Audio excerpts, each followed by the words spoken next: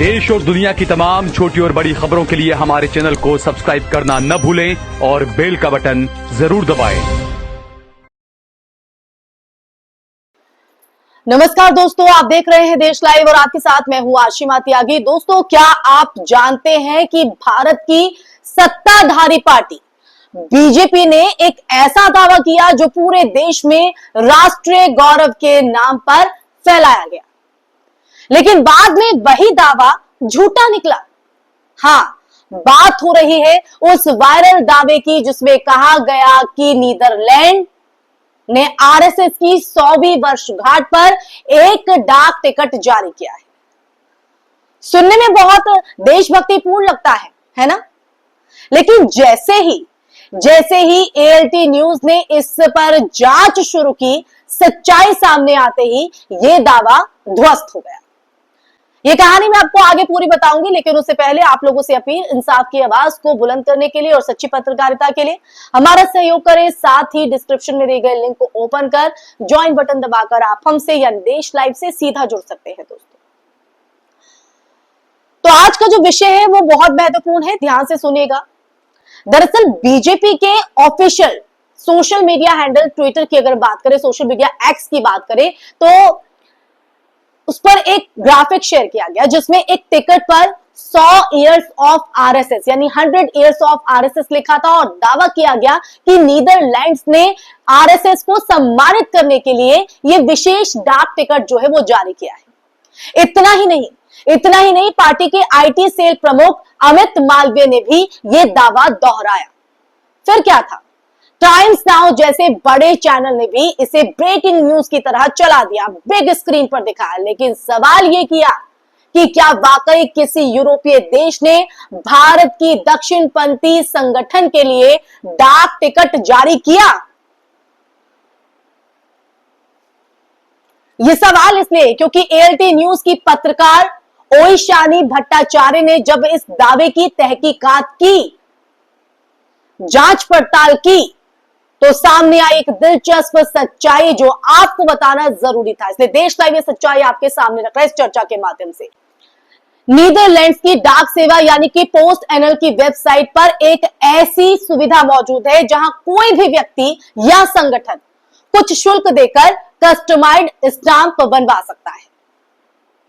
यानी कि आप चाहें तो अपनी फोटो, अपने संगठन का लोगो या किसी विचारधारा का जो प्रतीक लगाकर टिकट प्रिंट जो है वो करवा सकते हैं। इसे वहां की डाक सेवा पर्सनलाइज्ड स्टैंप कहती है। अब ये किसी सरकारी मान्यता या सम्मान का प्रतीक नहीं होता है। यह सच्चाई सामने आई। अब हुआ ये कि नीदरलैंड्स में मौजूद आरएसएस की अंतरराष्ट्रीय शाखा हिंदू स्वयंसेवक संघ HSS नीदरलैंड्स ने इसी पेड सर्विस का इस्तेमाल करके आरएसएस के 100 साल पूरा होने पर यह टिकट बनवाया। यानी यह किसी सरकारी मान्यता का हिस्सा नहीं था जिसे पेश किया गया गोदी मीडिया की तरफ से। बस एक प्राइवेट ऑर्डर था जिसे कोई भी आम व्यक्ति भी करा सकता है। लेकिन भारत में बीजेपी ने इसे ऐसे पेश किया, ऐसे परोसा जैसे नीदरलैंड्स की सरकार ने आरएसएस को वैश्विक स्तर पर सम्मान दिया हो। यही तो झूठ की कहानियां परोसी जाती हैं हम लोगों के बीच। यही वो बारीक झूठ है दोस्तों जिससे प्रचार की फैक्ट्री चलती है। सोशल मीडिया पर आरएसएस ऑनर्ड ग्लोबली जैसे हैशटैग जो है वो चलाए गए। सैकड़ों व्हाट्सएप ग्रुप्स में यह संदेश शेयर हुआ कि देखो यूरोप भी अब संघ की विचारधारा को मान्यता दे रहा है। आया होगा आप लोगों के पास भी मैसेज। ये वही दौर है दोस्तों जहां फेक न्यूज को राष्ट्रवाद के वस्त्र पहना दिए जाते हैं और लोगों को प्रभावित किया जाता है। एएलटी न्यूज की मैं बात करें, एएलटी न्यूज ने स्पष्ट कहा है कि यह दावा पूरी तरीके से भ्रामक और आधारहीन है। नीदरलैंड्स की सरकार ने ना तो आरएसएस के सम्मान में कोई टिकट जारी किया और ना ही ऐसी कोई ऑफिशियल अनाउंसमेंट की। आरएसएस समर्थकों की तरफ से साझा किया गया टिकट सिर्फ एक पेड कस्टम डिजाइन है, ठीक वैसे जैसे कोई अपनी फोटो छपवा सकता है। अब ऐसे में दोस्तों ये जो मामला है वो केवल एक फेक न्यूज का नहीं रह जाता है, बल्कि एक गहरी प्रवृत्ति का उदाहरण भी है। और इसलिए आपको ये सच जानना जरूरी था। जहां सत्ता पक्ष का प्रचार तंत्र राष्ट्रवादी गौरव की झूठी कहानियों से भावनाएं भड़काने में लगा हुआ है। बीजेपी आईटी सेल का ये पैटर्न नया नहीं है। पहले भी मोदी की फोटो वाले विदेशी नोट, यूएन की तरफ से योग दिवस पर मोदी का सम्मान जैसी तमाम अफवाहों, इसी तरह से जो है वो अफवाहें फैलाई गई थी दोस्तों।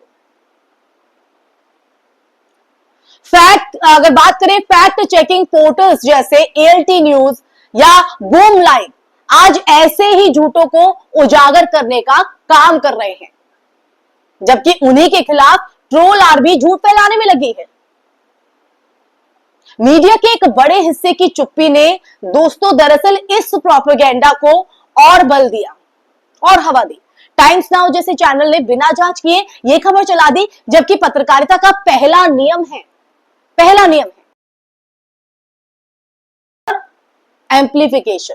लेकिन आज के दौर में ये दौर है ही नहीं, ये उल्टा हो गया है। प्रचार पहले, सच्चाई बाद में। ऐसी न जाने कितनी खबरें हैं जो टीवी पर दिखाई जाती है और फिर बाद में उन्हें हटा दिया जाता है।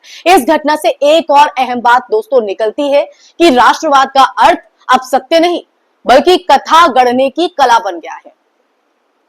आरएसएस जैसे संगठनों के लिए विदेशी मान्यता दिखाना उनकी वैचारिक जीत की कहानी को मजबूत करता है, चाहे वो पूरी तरह गढ़ी हुई क्यों ना हो।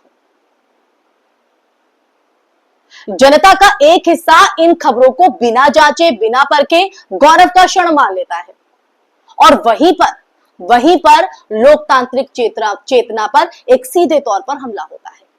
अब यहां सवाल दोस्तों आरएसएस से नहीं बल्कि उस संगठित झूठ से है जो सत्ता के संरक्षण में फैलाया जाता है।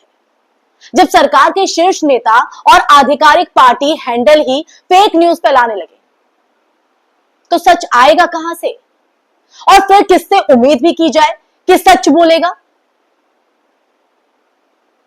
आपको क्या लगता है दोस्तों कि जो तमाम खबरें दिखाई जाती है, वाहवाही बटोरी जाती है, वो यूं ही अंत में आज इस कहानी के सिर्फ एक टिकट नहीं, ये उस फर्जी राष्ट्रवाद की पोल भी खोलती है दोस्तों, जिसमें जनता को भ्रमित करने के लिए झूठ को गौरव के रंग में रंग दिया जाता है।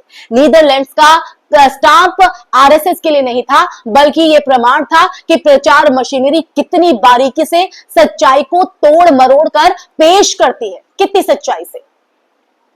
और यही वजह है कि आज फैक्ट चेकिंग सिर्फ पत्रकारिता का हिस्सा नहीं रही बल्कि लोकतंत्र बचाने का औजार बन चुकी है। और यही वजह है कि आज लोग मीडिया की दिखाई गई खबरों पर भी पूरी तरीके से विश्वास नहीं कर पाते, क्योंकि जब झूठ को सच की तरह बेचा जाता है ना, तब सच्चाई बोलना भी क्रांति बन जाता है दोस्तों।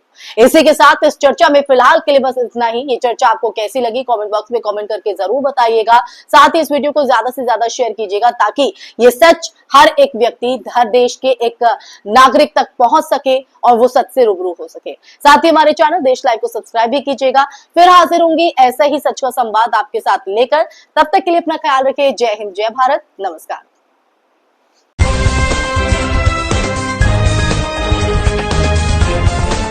देश और दुनिया की तमाम छोटी और बड़ी खबरों के लिए हमारे चैनल को सब्सक्राइब करना न भूलें और बेल का बटन जरूर दबाएं।